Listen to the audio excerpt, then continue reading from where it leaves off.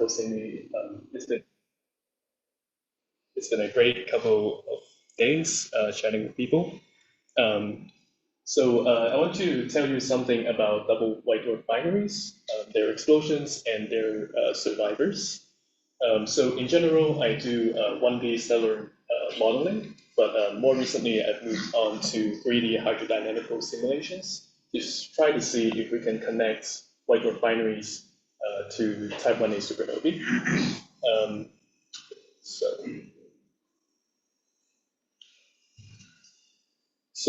We know that type 1a supernovae are caused by thermonuclear explosions of carbon-oxygen white dwarfs. Most theories would require that there is some binary companion that induces the thermonuclear explosion of the carbon-oxygen white dwarf. But for a long time, there's been this great debate about what's the nature of this companion, what kind of star is it? And then there's also a very related question, but not exactly the same, which is that how exactly does this thermonuclear explosion happen? So what kinds of binaries can you put together with a carbon-oxygen white dwarf? So first, you could have a hydrogen-rich star, so a main sequence star like our sun. There's also you can also put together a helium-rich star, for example, a non-degenerate helium-burning star, or a helium white dwarf. And then finally, you can also have another carbon-oxygen white dwarf. So I won't really talk about the hydrogen-rich stars, but rather I'm interested in the ones which have some helium on its surface. And the reason why I care about that is because it is tied to one scenario for the explosion of the white dwarf. So in terms of the explosion mechanisms, there are two main flavors. So there's the Chandrasekhar mass scenario. So the idea is that the white dwarf accretes mass from another companion, it grows in mass, and from the white dwarf mass radius relation, we know that as a white dwarf grows in mass, they shrink, and so their central density gradually increase, and near the Chandrasekhar limits, about 1.4 solar masses, the central density is high enough that the carbon at the very center of the white dwarf gets ignited, and that results in a carbon detonation, which is then the type 1a supernova. The other type of scenario is that you have a sub-Chandrasekhar mass explosion, and I'll go into details on how you can do that. Okay. So in the sub-Chandrasekhar mass scenario, it is usually connected with another white dwarf as a donor.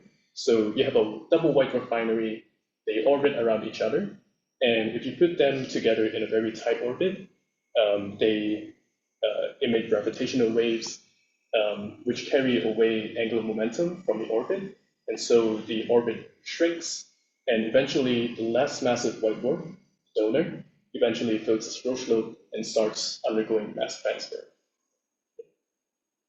And okay, so the first layer that gets transferred, even if you have a carbon-oxygen white dwarf, is the helium layer. Most carbon-oxygen white dwarfs have a thin helium layer on top of it. There's also a thin hydrogen layer, but it's not really doing much, so I won't talk about it. But as mass transfer proceeds, helium gets dumped from the donor onto the accretor. And here, when you have helium dumped onto the accretor, something interesting happens. So if you can compress this helium to a temperature around 10 to the 9 Kelvin, and also to a density around 10 to 5, 10 to 6 grams per cubic centimeter, then something interesting happens, where the heating timescale, so the heat content, CPT, divided by the energy generation rate by nuclear burning, so that's the heating timescale, can become shorter than the dynamical timescale. So the dynamical timescale is something like a pressure scale height divided by the local sound speed. So when this condition is satisfied, you can get a helium detonation. So by that, I mean that you can get a burning front that propagates faster than the local sound speed. And so here's a simulation performed by Sam Booth from University of Alabama, where they simulate how this helium detonation can then cause the detonation of the carbon core. So here, see the color map is temperature.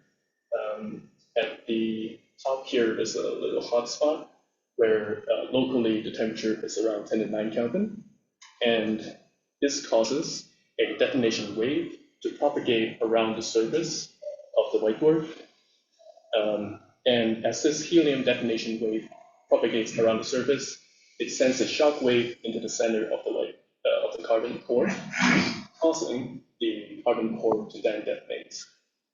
So this is known as the double detonation scenario, because first you have the helium detonation on the surface, and then later on it triggers the second detonation, this time the carbon in the core. Is 2D or 3D? This is 2D.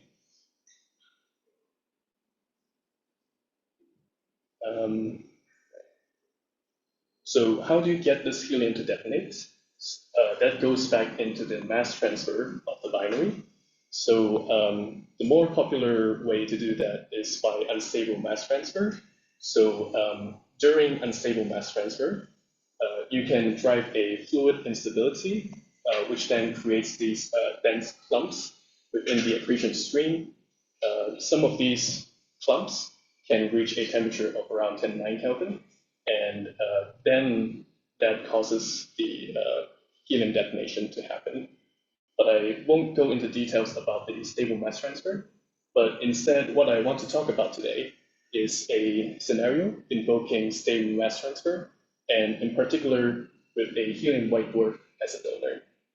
So in the next couple of slides, I'll try to sketch that during the stable mass transfer, the helium on the surface of the accretor stably gets accreted, and it gradually gets compressed to a temperature for a helium flash to occur.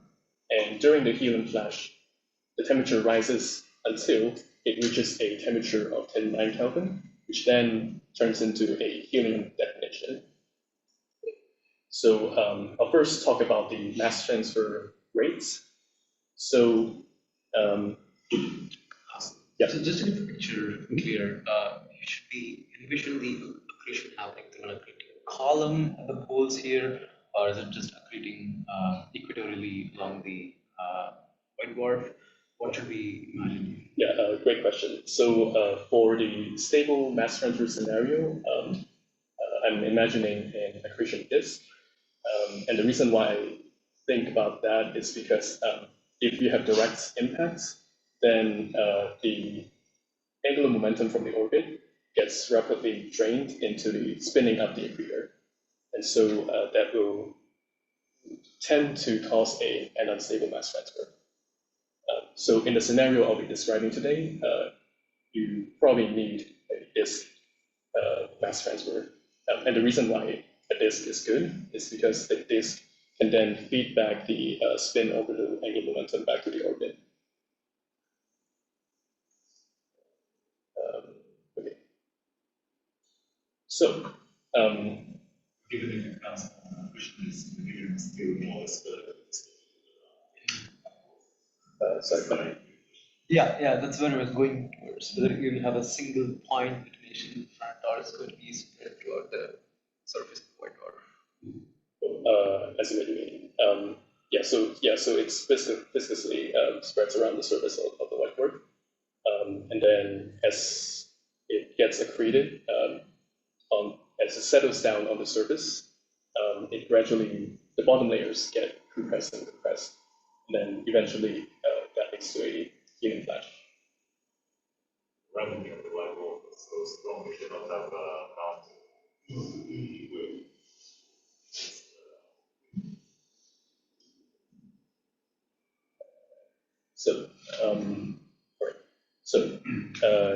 So this plot is showing how the mass transfer rate changes when you have a cold helium white dwarf donor. So by a cold helium white dwarf, I mean that this white dwarf is nearly fully degenerate. It has had billions of years to cool down to this configuration. And so with this cold helium white dwarf, it fills its Roche-loop at an orbital period around of around 5 minutes. And then as mass gets lost from the donor because it is degenerate, its radius expands, and because it is still filling its Roche-loop, the orbit then has to expand, and which is why the orbit then moves to longer orbital periods. And you can understand the mass transfer rate by an order of magnitude as follows. So here the orbital evolution is driven by angular momentum loss from the orbit due to emission of gravitational waves. So the relative timescale here is the gravitational wave in spiral time. And you can then estimate the mass transfer rate as the mass of the donor divided by the gravitational wave in spiral time. With a longer orbital period, this gravitational wave in spiral time is longer, which is why as the binary moves to a longer orbital period, the mass transfer rate then drops. But this scenario invokes a donor that has had billions of years to cool down, but not all binaries probably have had that long to cool. And so we try to vary the entropy of the donor, meaning that we vary the amount of time the donor has had to cool. So here the brighter colored curves indicate a hotter donor, meaning that they have had a shorter period of time to cool. And as you can see, with a hotter donor, they fill their Roche-loop at longer orbital periods. There's also an initial phase where the orbit actually shrinks, and that's because you take up a high entropy layer at the surface of the donor. But the most important point here is that after this initial mass transfer phase, they come to a period minimum where the mass transfer rate peaks. And this period minimum is longer if you have a puffier donor, meaning that you have a hotter donor. And again, with a longer orbital period, the gravitational wave in spiral time is longer, which is why with these hotter donors, the peak mass transfer rate is lower. And this then affects the rates at which mass is dumped onto the accretor, and hence the occurrence of the helium flash. So let's look at the accretor as it accretes this helium. So here I'm showing the temperature and pressure profiles of the accretor. There are two cases here. The left panel is a case where the accretion rate is higher, meaning that the donor is a cooler object. And the case on the right here is a lower accretion rate, meaning that the donor is warmer and therefore has had less time to cool. So this snapshot is before any accretion has happened. Now, if you dump some mass onto it at a rate of around 10 to the minus 8 solar masses per year, the bottom layers of the accretor get compressed, and that drives a temperature peak around here. And then as accretion proceeds, this temperature peak evolves to higher and higher temperatures, and also higher densities and pressures. And eventually, in the case on the left here, it reaches a temperature of around 10 to 8 Kelvin, which is sufficient for helium burning to start. And that's the start of the helium flash.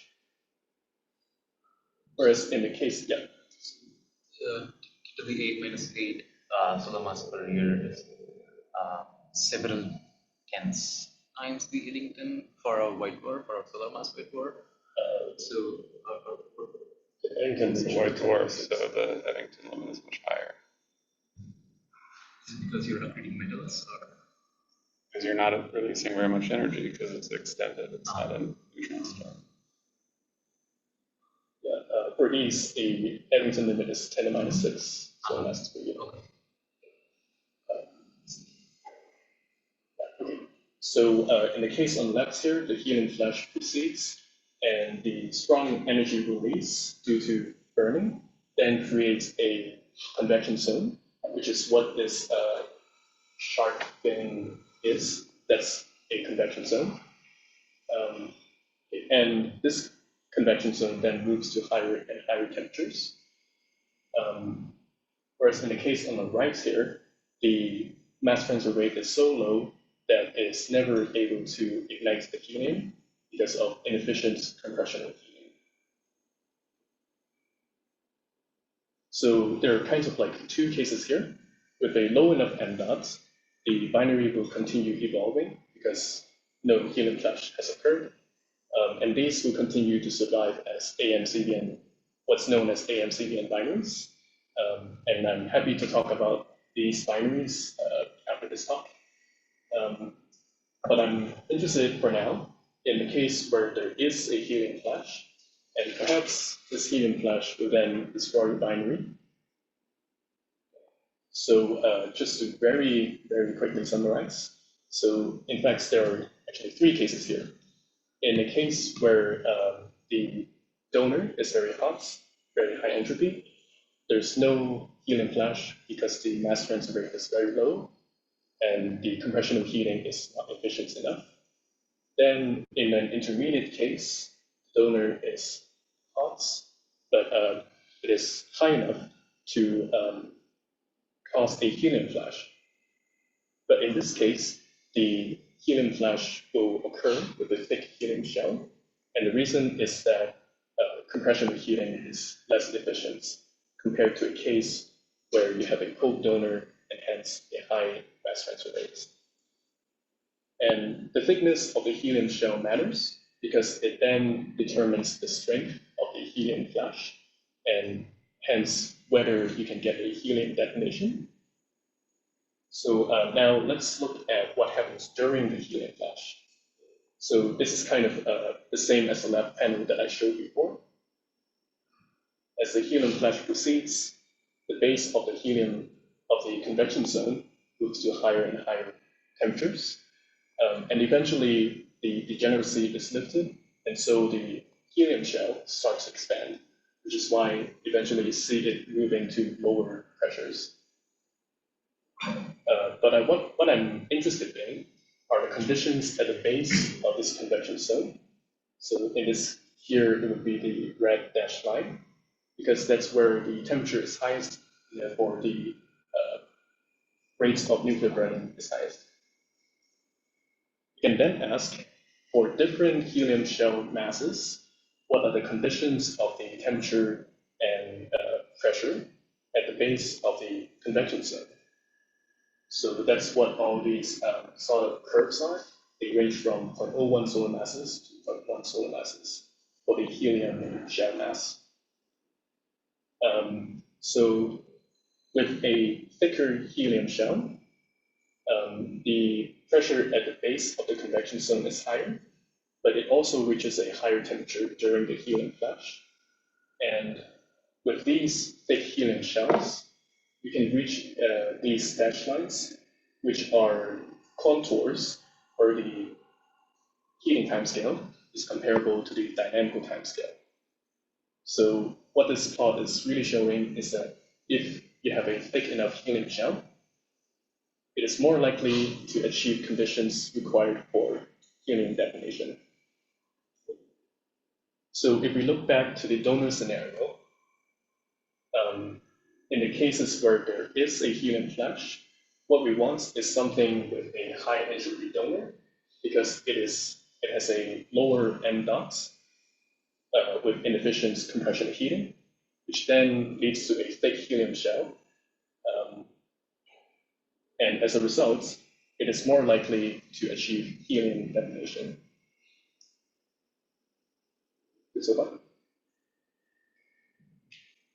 So we ran a bunch of Bayesian models, varying both the mass of the donor and also the thermal states of the donor, meaning the entropy of the donor. So here the x-axis are the entropy of the donor. So hotter donors are towards the right. And the top panel here shows you the total accumulated helium mass when the helium flash occurs. They range from something from 0.01 to almost 5 solar masses.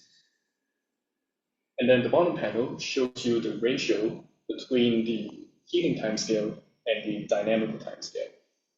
So a smaller number would mean that the heating timescale is becoming shorter or even comparable to the dynamical timescale.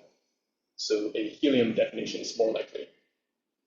So the point of this plot is to show that with a hotter helium donor, if you can achieve a helium flash, the flash is stronger because it accumulates more helium mass. And so a hotter donor, it has a lower mass transfer rate, and therefore a thicker helium shell at ignition. So stronger helium flash, more likely to undergo a helium detonation. So, so here we highlight a scenario in which you can invoke a stable mass transfer from a helium white dwarf donor, a hot helium white dwarf donor, that could potentially lead to a type 1a supernova via the double detonation mechanism. So that's kind of the first half of this talk. The second half, I want to talk about how you could potentially test this scenario. So as I mentioned, in the double degenerate scenario, you want to have two white dwarfs in a very tight binary for mass transfer to occur. And because these white dwarfs are very compact, they require very short orbital periods, and therefore the two stars will be orbiting around each other at very high speeds. We're talking about orbital velocities upwards of 1,000 kilometers per second. So now, if the accretor explodes, the donor is then flung out at roughly its orbital velocity. So one way to test this scenario is to look for stars that are flying out at upwards of 1,000 kilometers per second. So with Gaia DR2 and DR3, say this scenario is any double degenerate or yeah, any double degenerate. Yeah. Whether there was Any double degenerate scenario where both white dwarfs don't explode. right, But there's other ones where they merge and everything blows up. right, yeah, good point.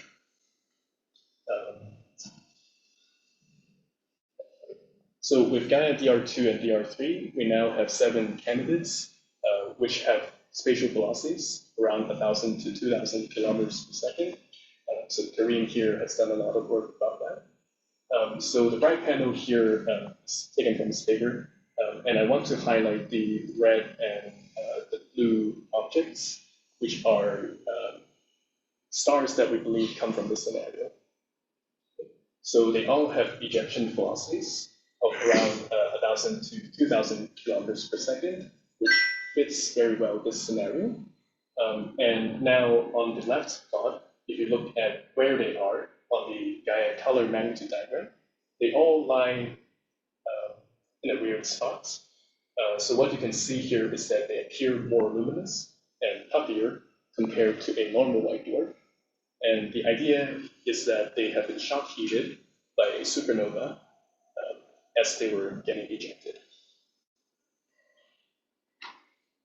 And the other fun thing about them is that because they have velocities above the local escape velocity, they will escape from our Milky Way within a few million years. Of course, this is not the only way to make a hypervelocity white dwarf. Hypervelocity star. I think Ren would have talked about this, the other scenario at the colloquium. Could you see a spectroscopy confirm the strip nature of these stars? Yeah, so let's see. Okay, so they all show contamination by, for example, see heavy elements. So see like carbon and I think was there magnesium?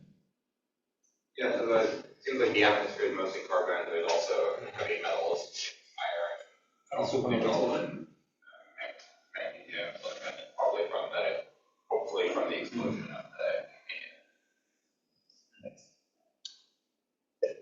So prior to the explosion, this donor was in the process of losing mass, and this also affected its structure. Yeah. But I don't know the details without running detailed models. So yeah, for example, if you have if you can get one of these stars from the unstable mass transfer, then they're probably in the stage of merging together. And so you might expect that the donor structure to be quite different than you have an isolated one. But the details are quite uncertain.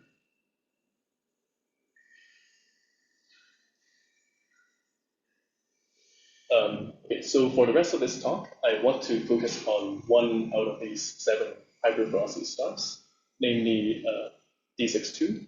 So from the spatial velocity of these stars, if you then assume that it used to be rotational filling with a 1 solar mass-ish object, and you assume a White dwarf mass radius relation, you can then back out its mass at the time of explosion. And D62 is the slowest among all 7 hypervelocity stars, around 1,000 kilometers per second. And its slow velocity suggests that it had a mass of around 0.1 to 0.2 solar masses when it was ejected. So that implies that it would have been a helium white dwarf donor as opposed to a carbon oxygen white dwarf donor. And the other fun thing about D62 is that if you track its trajectory backwards by 10 to 5 years, its trajectory nicely coincides with, it passes through near the geometric center of a known supernova remnants in green here. So if you believe that D62 is associated with this supernova remnants, then it would imply that it was ejected roughly 10 to 5 years ago. So from our grid of MESA models, MESA binary models, we can check what is the orbital velocity of the donor at the time when the accretor explodes. And for reference, the ejection velocity for D62 is in dashed line here. So we do find a good number of models which nicely match with the spatial ejection velocity of D62. And so what we find is that if you want to say that D62 is a helium white dwarf donor, we still have to invoke a somewhat inflated donor, a high entropy donor. Do we have a temperature for D62? The current temperature is around 7,500 Kelvin. Is there any relation It's a good question. Not sure about that. I have to check. It seems to be like very high. Right, yeah. But I think it would be somewhere, let's say, 10 to 4 Kelvin. Well, less than 10 to 4 Kelvin. These things usually have, some of my models have less than 10 to 4 Kelvin. The temperature gets reset after it gets shocked, right? Yeah. Maybe you're going to talk about that. Yeah, so The temperature you see now isn't necessarily what it was before. It's completely reset with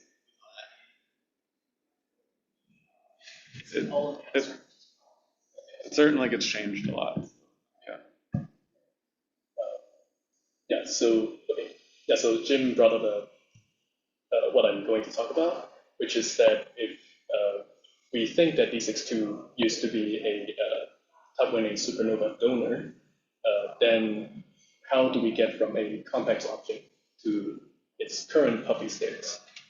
So I tried to run 3D hydrodynamical models, slamming supernova ejecta onto one of our MESA models to see if we can get if we can match the current evolution of D62. And so, okay, so here are some details. So we first mapped the donor onto our simulation grid we assume a gamma of 5/3, which is probably not accurate. But that's the equation of state is something that we'll test in the future. We then let it relax with self-gravity on, but also with the potential of the donor, of the accretor. So the point is to check whether we would get anything different if the star is conforms to the Roche potential versus if you have a circle star. As it turns out, not really, but that's something that's good to check. These stars, let's see, the donor is supposed to be spinning within this plane, but we do not account for rotation. That's something that we can also do in the future.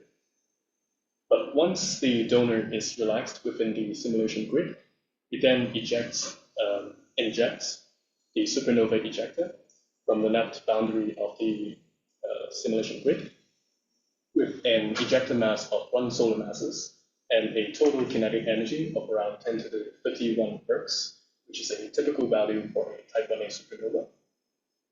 Once we inject the ejecta into the grid, we assume that the binary is unbound immediately, such that the donor is flying off with its pre-explosion orbital velocity, and we move the frame that tracks that motion. So I'm going to show you a couple of movies showing how this interaction happens. So there are 2 panels here. The left panel is how much donor versus ejecta material there is. So here, yellow stuff represents donor material, and you will see blue stuff coming in from the left, which represents material from the ejecta. And the plot on the right is showing density.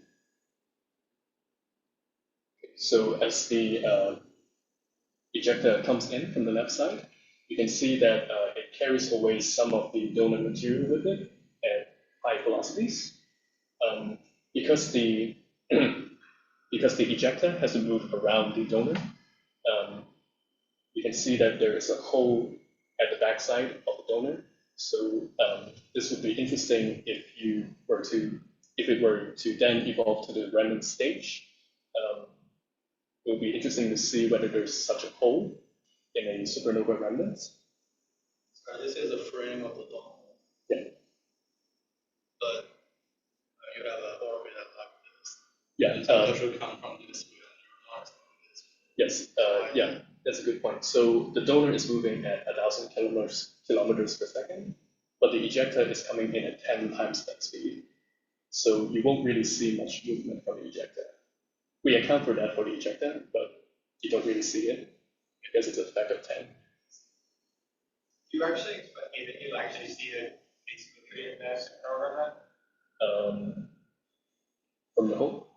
Well, I mean, here it looks like there's a very small scale, and I think that thermalizes eventually into a group bubble. Right. Let's see. There is this one paper which shows that the hole still doesn't close after 1,000 years. But I think largest postdoc Logan Cruz is running some simulations like this to see if eventually you can get the hole to close. So I'm a bit confused about the potential because you're initializing this with the Roche potential, right? Yeah. But once the star blows up, its gravity is gone. Right. So then is the potential self-consistently changing, or? Yeah, so we switch off that part of the accretor. So how do you're changing the gravitational potential as the simulation? Is that done self-consistently, or is it just like you flip the switch? Okay. Yeah, so it's not really self-consistent. It's just a point Point potential. Yeah. What is the velocity that the donor is getting for this impact? Yeah. Around 200 kilometers per second, which is very small compared to its pre-explosion orbital velocity. And so it won't really change the final velocity of after it gets ejected, because these things add for quadrature. What is that mass dependent on the mass ratio? Mass ratio.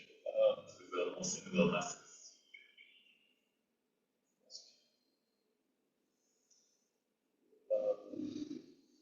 sure if I'm intuitive understanding of that. But the thing is that they're filling extra fluid, so the solid angle is more or less the same. Yes, I think you'd get a bigger kick for a lower mass donor, right? Because you're intercepting about the same amount of momentum. Oh, I see. Like Like, lower mass. the fraction that you get is equivalent to the two cells. Yeah, so maybe like that.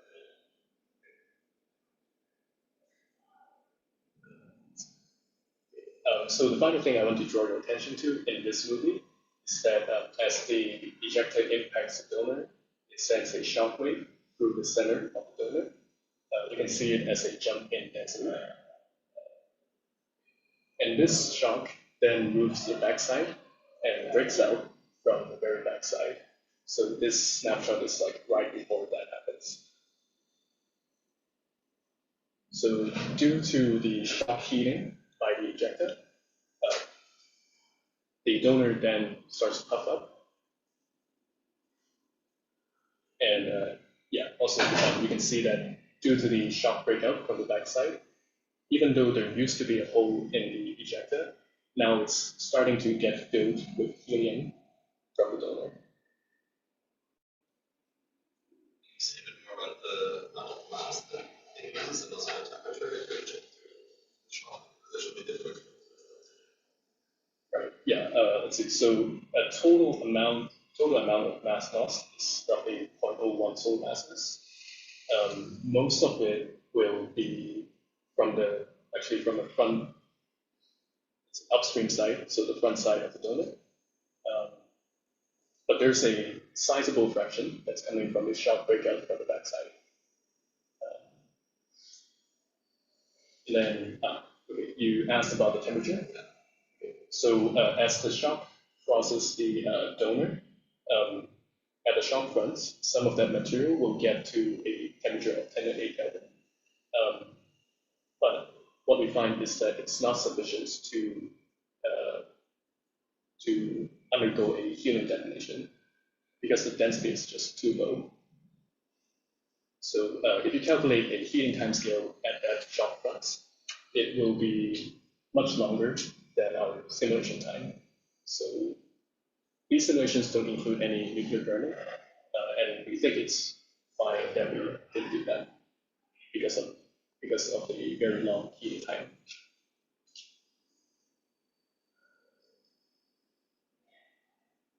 So the final part here is that the donor now tries to come back into hydrostatic equilibrium.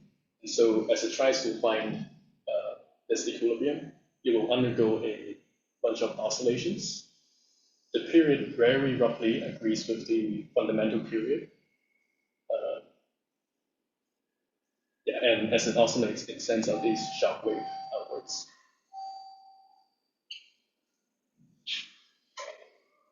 So we did this for a bunch of different explosion energies, and the results are pretty intuitive. With a lower explosion energy, the donor suffers less mass loss, and so it remains more compact. And also because of our finite size grid, we see more ejecta material remaining in the grid because of the weaker expansion of the donor. Is the material pushed out by the shock still gravitationally bound, or is it free? And so some of it will be unbound, some of it will remain bound. Just to follow up on what you said earlier, you said even when you crank up the explosion energy, there's no way you can ignite. Yeah. So from the left column, it looks like everything is pretty yellow. And will that persist future? Yes. So here we cannot really say too much about contamination by ejecta because our grid is just too small. So the donor material just pushes everything out. It would be interesting to see what happens if we use a bigger grid to see if we can get more ejecta remaining in the grid.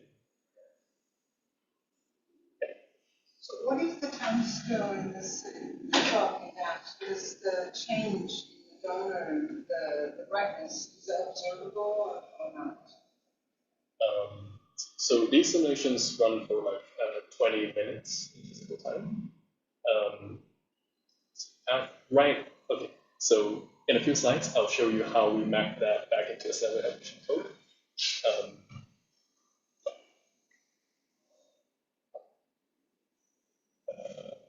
Do you see any unusual helium enrichment in the supernova remnant of these? Not that I, well, I From the think, experiments? yeah, that's a good question. But I don't think there's been much abundance analysis done for this particular reference. This relates to some of the other questions, like how much of the material is ejected and how much is bound. I know you don't know exactly, but you have some guess based on a Bernoulli parameter or something. So what is that like? For instance, within your simulation domain, is this material bound or unbound based on a Bernoulli parameter? At this point, everything in this grid is bound. Okay. So yeah, for this simulation, we find around 10 to minus 4 solar masses of ejecta that still remains bound to the donor. This one, because everything is yellow, we get a very small number, 10 minus 7, but we think that these are lower limits. Sorry, you're saying only 10 to the minus 7 is bound? Of ejecta. Okay, so based on a Bernoulli parameter, everything's unbound, actually. That's what you're saying. Oh, yeah, everything is. But that may not be what actually happens. 'Cause... Okay.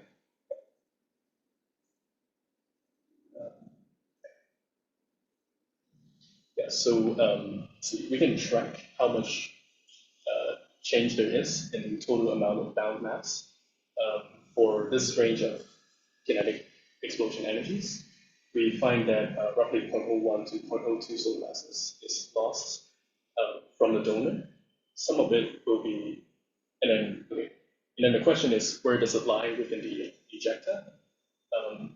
So here, this plot is showing the velocity distribution of all the unbound mass. So here, x-axis is the velocity, and then y-axis shows you like how much lost mass is within each bin.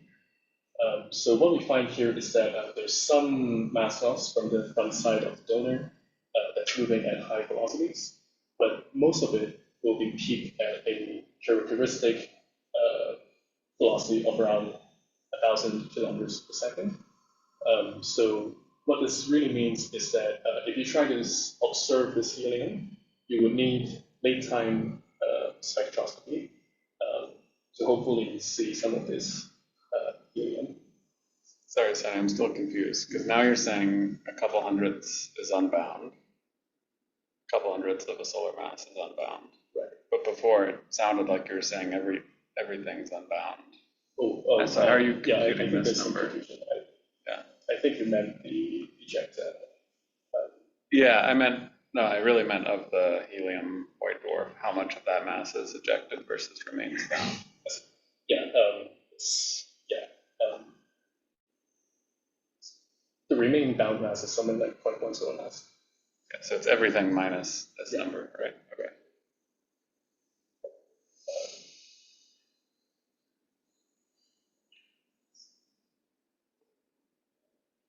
So right after we perform the hydrodynamic simulation, we then map the bound donor onto 1D cellular evolution code Mesa and evolve it for the next 10 to 8 years. And we compare it to D62 at its current stage. So D62 has a temperature of around 7,500 Kelvin, with a radius of around 0.2 solar radii. And then all these curves here are the evolution of the different Mesa models after we map them back from Athena. So they start off relatively bright and remain there for 10 to 5 years. And then eventually, after roughly a heat diffusion time in the output, they start to cool down. and come back to the white dwarf cooling track. Okay. So we find an okay match to D62, but at a wrong age. So we think that D62 originated from that remnants 10 to 5 years ago. But what we find is that we get a better match if the age was like 10 to 6 years. So there's still a little bit of like further space that we still need to probe. And also another note here is that for the opacity, we assume a solar metallicity, which is probably very wrong. If you can bump the metallicity to like something like 3 times or 5 times solar, then you can actually get a better match at D62 at its current stage. But still, again, at the wrong age. But these models do get reasonably close to D62. So we think that this picture is still consistent with D62 being the low mass helium white dwarf donor that has been shock heated by the ejecta. Does that mean it's actually D4 too? Yes. Well, yeah. Well, okay. You can still, I guess, get D62 by a dynamical driven scenario. Not in that mass ratio, right? So yeah, I guess you're right. Well, so Kenshin has this idea where before you even get to transfer the helium, these helium white dwarfs have a surface hydrogen layer, and if you accrete that hydrogen onto the accretor, it will then undergo a hydrogen flush, and the accretor will then try to expand beyond the binary orbit. So now you have something similar to a common envelope, and that could then turn dynamically driven. So that's another scenario. Yeah, so I'm not sure whether we can really say too much about whether it's D6 or D4, but I think D4 is still unplayed. What is the second SCP component? Yeah, as it turns out, D62 seems to have a little bit of dust around it. What is the temperature? Let's see, I don't remember the exact numbers. Yeah. Raj, you had a question? Yeah, it's 10 to the 5 years age, that's just coming from the association. Is that the reason why the other ones don't have ages? Yeah, it could be that they're just like too old that the remnant has just disappeared. The typical flight time of these things from the Mercury disk is of older 10 to 6 years. So it's not unreasonable to think that the remnants has vanished. Yeah, I think the other ones do have age estimates. If you just track it back to the disk, assume it was born on the disk. And that's usually like 1 million years, right, Karen? Yeah, it's like 1 million years, but it's pretty much like some of them are moving toward the disk. Yeah. I guess how do your models compare with the other ones? The other ones. If you compare it to D62 or the other ones, Yeah, so we might, we might still get an okay match to these D6 1 and 3. The D6 1 and 3 lie pretty close to D6 2 on the Gaia magnitude diagram. But the 4 D6 stars that Kareem has found last year, they all have temperatures of this plot. So those things are much hotter. And we think that they're probably higher mass objects. Yeah, so like the best evidence.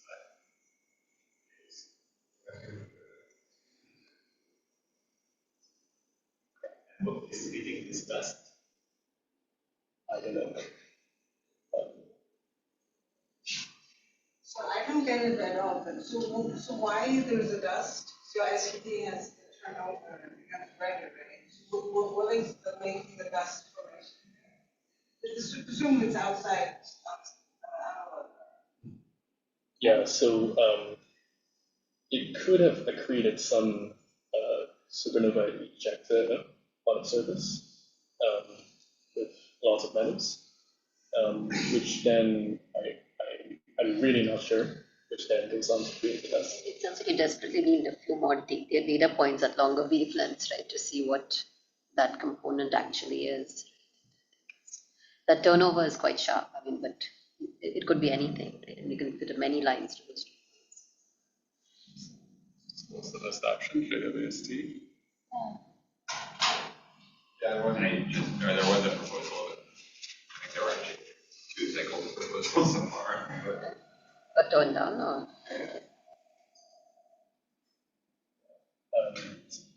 So there are still many questions surrounding all these hypervelocity objects. We're only beginning to get a sneak peek of what's really happening. And so what we think is happening, at least with D62, is that it could have been a hot helium donor, which causes a helium flash onto the accretor, turns into a helium detonation, and in turn a type 1 supernova. And then its post-explosion evolution compares reasonably with D62, but of course there are still many mysteries, like for example where the dust comes from, and also like how much metals are accreted from the supernova ejecta. So there's still a lot of work to be done. On our fronts, we intend to adopt a more realistic equation of states to probe the different kinds of donors. For example, with a carbon oxygen network donor, to see whether we can explain all the other hypervelocity stars.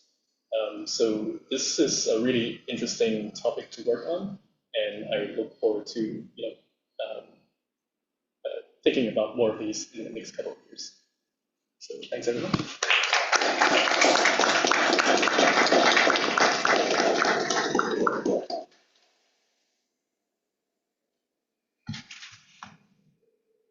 So are there any ideas about this infrared axis? Because I didn't realize that existed. Could it be some disk of material that was captured? Who would that be? Hello, can you hear me? Yeah, go ahead. I'm from online. So I wonder, is it the graph on the right, is it from the infrared, and the one on the left, is it the optical model? Yeah, so I think these 2 points are from rise. So I meant the graph before, like before this, the yeah, the like the simulation that's the simulation of the ejecta and the donor, like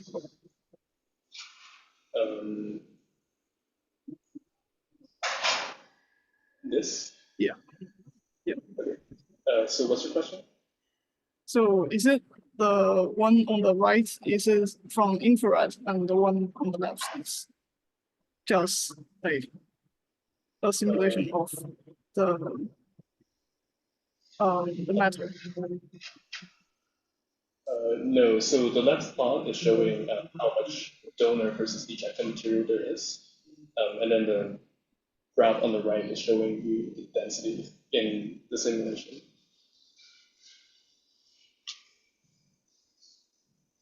Okay, so it's both simulations. Yeah. Viraj? Do all of them have excesses, or is it just this one? All of them have. Do all of them have dust excess or dust? As far as I know, only this one. Most of them are just faint. Most of them are just faint. Okay, I think. Okay, I guess if they're too hot, maybe this was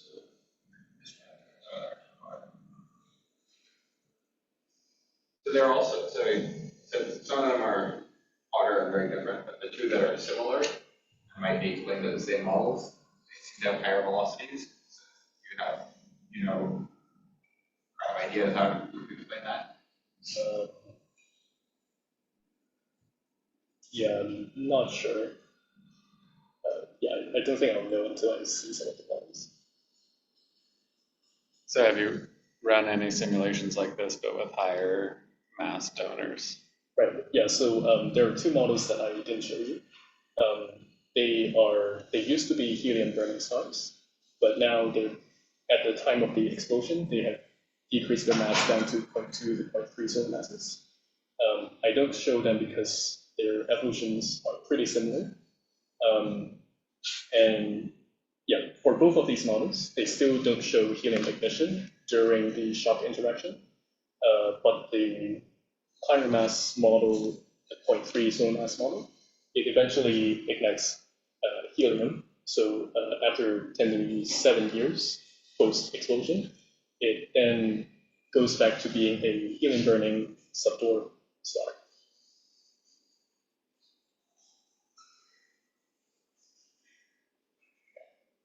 So we're getting close to 3, and just double check if there's still question from the Zoom side. If not, I guess we can. I wonder if this phenomenon it is observed or currently we are just know that it exists from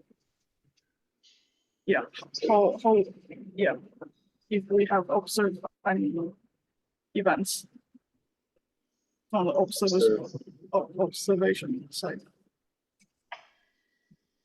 I'm sorry, I didn't. Sorry, I think the connection was kind of bad. Could you restate your question again? So I mean, if this phenomenon have observed from the observation side. What are the direct observational thing from my process? Oh, you mean it's